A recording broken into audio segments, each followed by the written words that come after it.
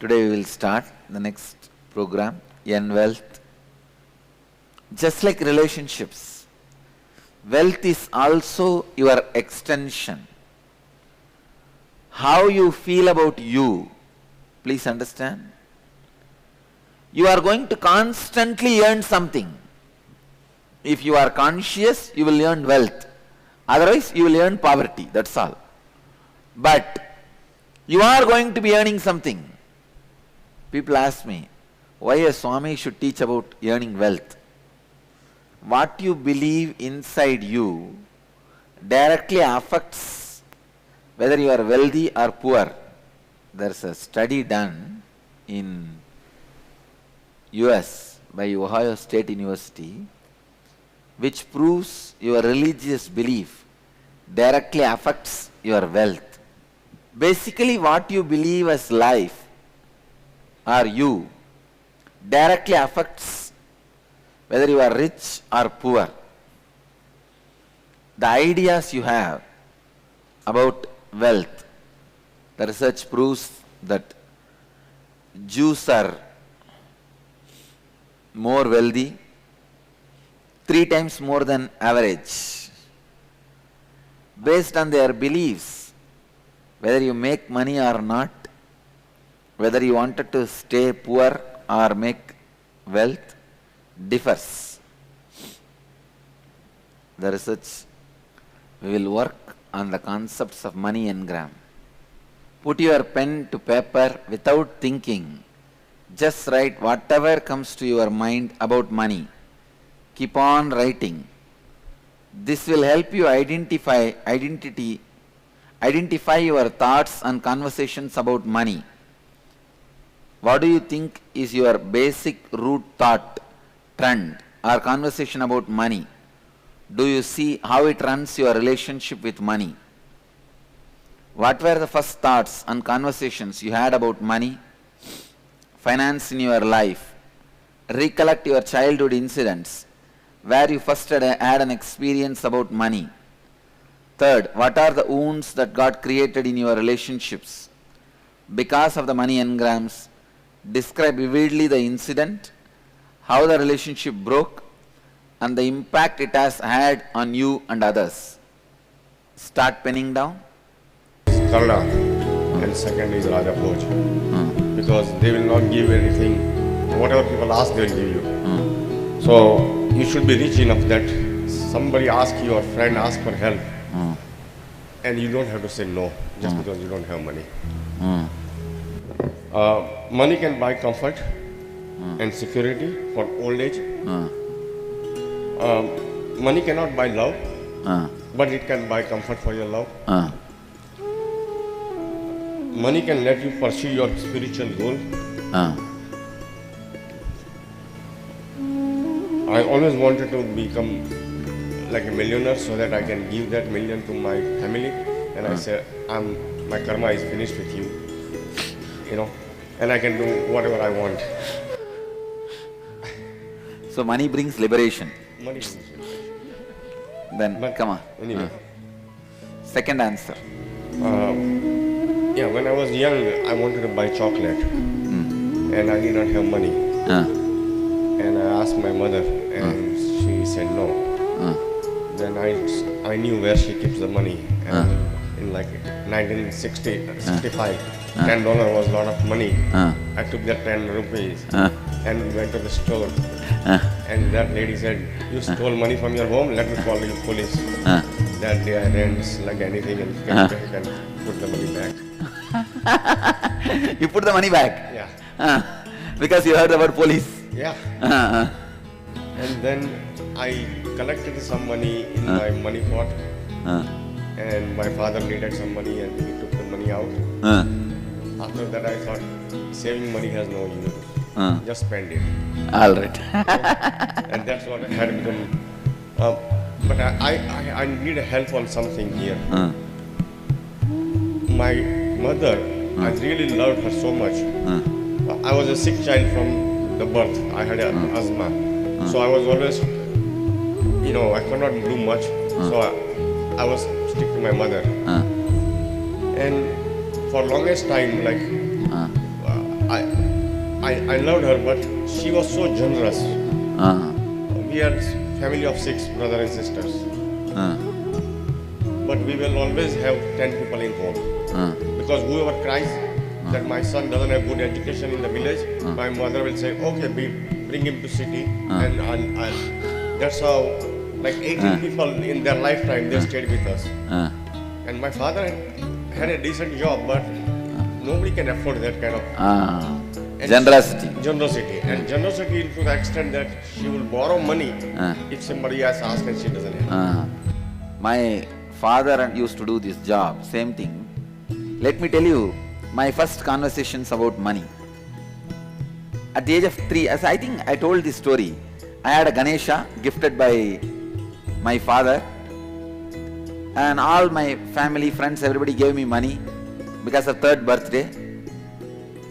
And that money was lying in a kerchief in front of me. I asked my dad what to do with this. He said, whatever you want you can buy. I said, I don't want anything. I want only Ganesha, you already gave. Then he said, you can give it to whoever you want. I called my brothers and sisters. I said, whoever wants, take it. My one elder brother came and took the whole thing. Then my father interfered and said, no. Share with everybody. Tell them to share with everybody. I said, the moment I said I don't want, it is not mine. Whoever takes it, I don't bother. Even giving as I want claims ownership. I don't even want to have that ownership with this. That was my first pattern. But I have also seen a lot of suffering because of overspending, which my father used to do and my grandmother, all of them used to do. See, like overspending means they won't do it on themselves. I know one side my grandmother was sitting, literally lying on thousands of sovereign jewelry, and she left and died. Other side, my another one grandmother, like as you said only, anybody in the village has any problem, this is the house for them. It's like an open house. They will come and stay here for any number of time. I know very clearly, I still remember, my grandfather brought like this only one boy from the village because father died. He said, come and be with me itself. He gave the education. This fellow loved and got married to my mother's sister. He became my uncle. Even then my grandfather was not angry at all. He said, it's okay.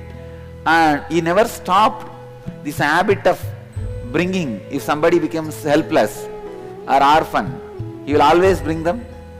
At least 25 kids who are not directly from my family or from the community were brought up by one of my grandmother and grandfather like a charity. But the poor fellows who they can't afford. They are doing charity which they can't afford. From there I picked up this pattern of spending only when it is required. If you see our whole organization, you will not see anything luxurious. What about organization? Even in my personal life, there is nothing luxurious. Last 10 years I am using the same car. Last 10 years, when I started the organization, somebody gifted me a car, Endeavour. Still I am using the same car. Now I can, at least 3 times I have been offered Benz, 1 crore worth Benz. 3 Benz offering means gifts have come. I just smiled, and for the job I am doing, this Endeavour is enough, I said. For the work I am doing, this is enough. What Benz? I have been donated a private jet in Dallas. I said, no, it's like a maintaining white elephant. You guys will donate, true, no doubt. But who will maintain? For the job I am performing, I don't need it. It will be otherwise just like a pride, the symbol of pride. You will not see anything as a symbol of pride in me or around my Sangha other than these deities and the traditional items. This golden throne and all I have to do as a traditional thing. That is also not complete gold painted. How many of you believed all these things are gold? No. How will that be lying there if it is gold? How many believed all that and the throne which I am sitting and all is gold? Raise your hand. Oh God, no, it is not gold. It is not even gold coated, it is gold painted. Even this is gold painted. All these are gold painted. But they are maintained so nicely, so it looks like a gold. There is something called lacquer coating. After the gold paint, they do lacquer coating. Once it's lacquer coated, it looks like a original gold and shines. So, there's nothing. Actually, my golden throne is cheaper than the seat you are sitting in your office. The seat you sit in your office, the executive chairs, they are more costly than that. But the tradition, so I leave it. Not having anything which is not a basic requirement. I learned that pattern because of I have seen unaffordable charities done by my elders. So I did the same thing. I hated her to make us beggar even when we were making a lot of money. I see the same pattern in my life. I moved to America and friends ask for money. I don't have it. I borrow on the credit card and give it to him. And especially, say, if you are from India and gone and settled in America, all Indians believe in America all over the road dollars are lying down. You just need a 2-3 gunny bag where you need to dump and you have to go on sending in the ship to India. Right. That's exactly Indians believe. Especially if you are from Indian village and went and settled in America, everybody has a ownership over you. In India, your money is not your money. Everybody feels, you have it, then why don't you give me? If you are having it, you are a sinner. That's exactly the trend. And that became a problem with my wife.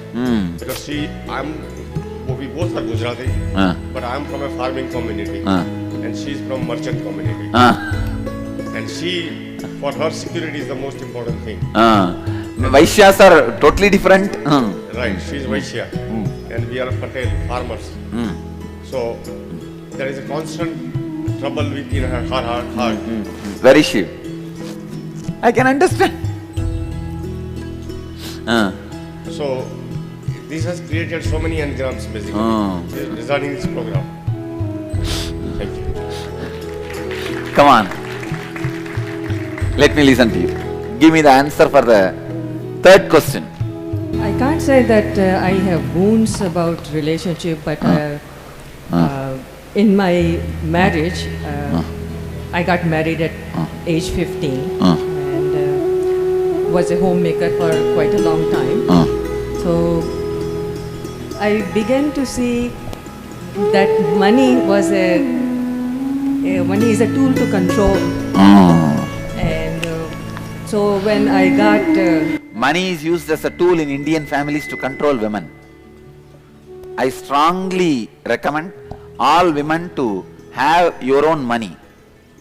Don't be controlled by money. I strongly recommend Indian women to have your own money, your own account. How many women don't have your own account? Indian women, raise your hand. Now go back and start your own something. Have something. I know husbands will, what is this? What is reaching to? See, you can control the other person based on mutual interest and respect, not on money. That's a very cheap way of controlling. I never accepted any money from my ashramites. When they come to the ashram, any wealth they have, I tell them, you keep it with you.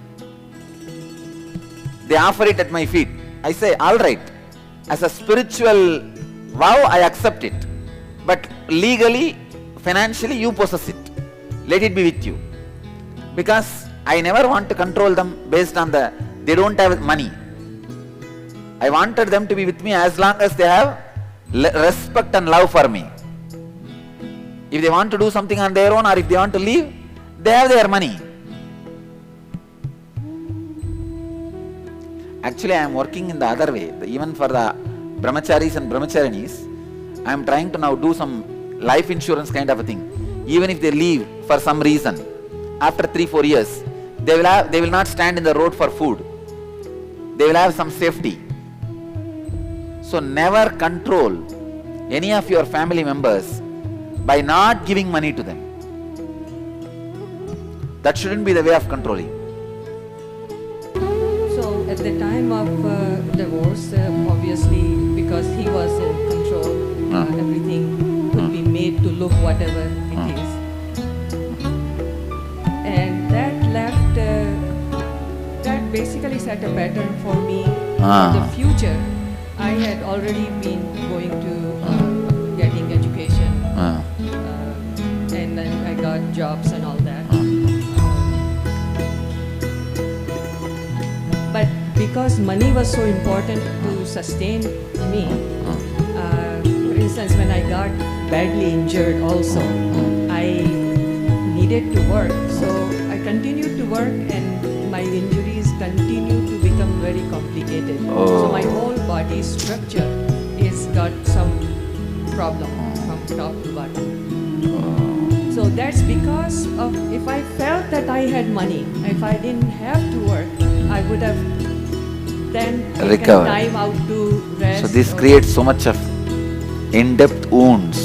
Yes. I'll heal that. I understand. Sometimes a logical word, you see now any logical word I give won't heal. I can only heal you by flooding energy into it. I'll heal it. I do also want to say that I took N-Wealth program while I was in Houston last year, and